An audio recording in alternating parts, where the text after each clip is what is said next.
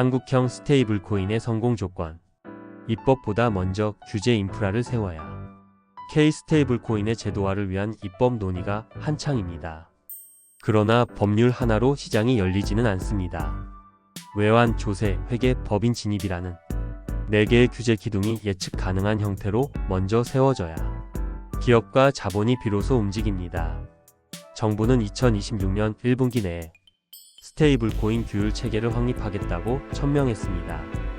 디지털 자산 기본법을 비롯해 여러 의원 발의안이 국회에서 경합 중이며 원화 스테이블 코인 도입이라는 대통령 공약이 강력한 추진력을 부여하고 있습니다.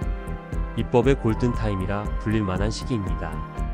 그러나 법을 만들어 발행의 길을 여는 것과 스테이블 코인이 실제로 경제의 혈관으로 기능하는 것은 전혀 다른 문제입니다.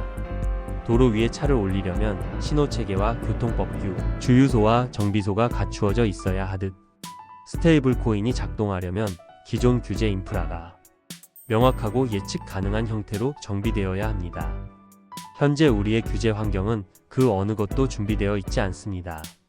첫째, 법인의 시장 진입이라는 근본적 장벽. 가장 먼저 직시해야 할 현실은 국내 일반 영리법인이 스테이블 코인을 포함한 가상자산을 직접 매수하거나 보유하는 것이 사실상 불가능하다는 점입니다. 이것이 법률의 명시적 금지가 아니라 금융당국의 행정지도, 이른바 창구지도로 법인 실명 확인, 입출금 계좌, 발급을 차단해 온 결과입니다.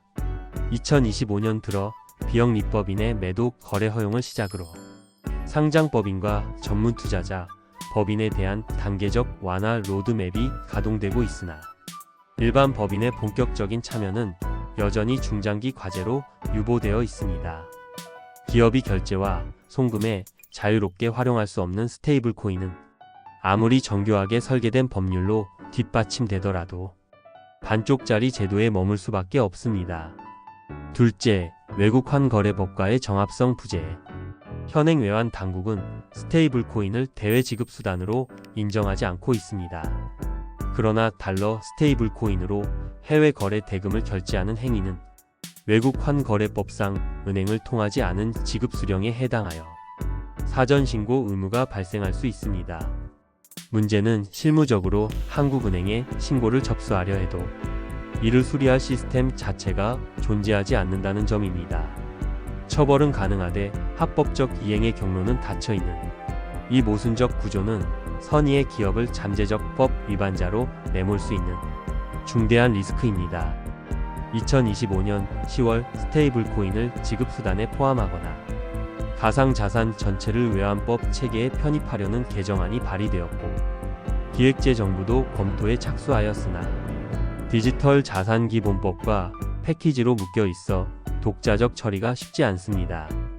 국경 간 거래의 합법적 기준을 조속히 확립하는 것이 시급합니다. 셋째, 국제조세의 사각지대 CFC 합상과세 문제.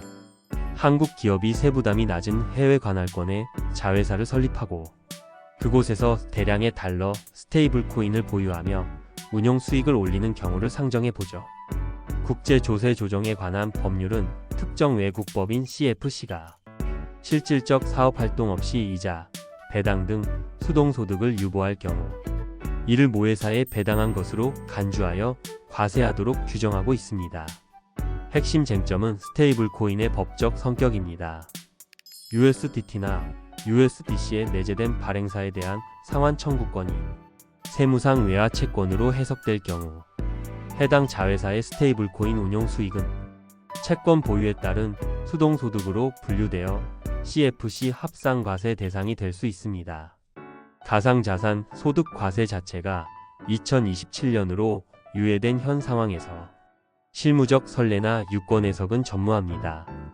이 공백은 기업이 글로벌 전략을 수립하는 데 있어 치명적 불확실성으로 작용합니다. 넷째, 회계 기준의 부재가 초래하는 재무제표의 왜곡.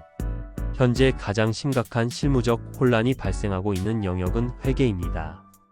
스테이블 코인을 KIFRS 제1109호에 따른 금융자산으로 분류할지, 제1038호에 따른 무형자산으로 분류할지에 따라 기업의 재무제표는 전혀 다른 모습을 띠게 됩니다. 금융 자산으로 인정받으면 보고기간 말 환율을 적용하여 외화 환산 손익을 단기 손익으로 인식할 수 있고, 달러 자산으로서의 경제적 실질이 재무제표에 충실히 반영됩니다. 반면 무형 자산으로 분류되면 취득 시점의 역사적 환율에 고정되어 환산 손익 자체가 인식되지 않으며 평가이익은 반영하지 못한 채 손상차손만 인식해야 합니다. 사실상 달러를 보유하고 있는 것과 다름없는 경제적 실질이 회계적으로는 완전히 다른 숫자로 표현되는 것입니다. 국제회계기준위원회 IASB의 공식 기준서 개정을 기다리기에는 수년의 시간이 필요합니다. 미국 SEC가 2025년 8월 달러 기반 스테이블 코인을 현금성 자산으로 분류할 수 있는 임시 기준을 마련한 선례가 있는 만큼 우리 금융감독 당국도 감독 지침의 형태로 신속하게 해석 가이드라인을 제시하여 기업의 회계적 예측 가능성을 확보해 주어야 합니다.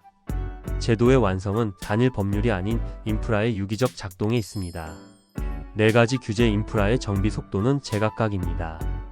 스테이블코인 전용 입법이 가장 강한 정치적 동력을 등에 업고 선두를 달리고 있고, 외환법 개정이 그 뒤를 따르고 있습니다. 반면 국제 기준이나 당국 지침에 의존해야 하는 회계세무 기준은 구조적으로 더딘 속도를 보일 수밖에 없습니다. 한국은행과 금융위원회 간의 주도권 경합, 그리고 6월 지방선거라는 정치적 변수 또한 입법의 골든타임을 위협하는 불안 요소입니다. 한국형 스테이블코인이 글로벌 디지털 금융의 경쟁 무대에서 의미 있는 입지를 확보하려면 제도의 명확성과 예측 가능성이라는 토대 위에 서야 합니다. 아무리 정교한 기술과 원대한 비전을 갖춘 스테이블 코인이라 하더라도 그것을 담아낼 외환 조세 회계 진입 규제의 그릇이 깨져 있거나 그 형태를 가늠할 수 없다면 기업과 자본은 결코 움직이지 않습니다. 법제화의 성공은 단일 법률의 제정으로 완성되지 않습니다. 이 모든 연관 제도가 하나의 견고한 인프라로서 유기적으로 맞물려 돌아갈 때 비로소 시장 참여자가 안심하고 발을 내디딜 수 있는 생태계가 만들어집니다. 법무법인 YK 대표 변호사 추원식.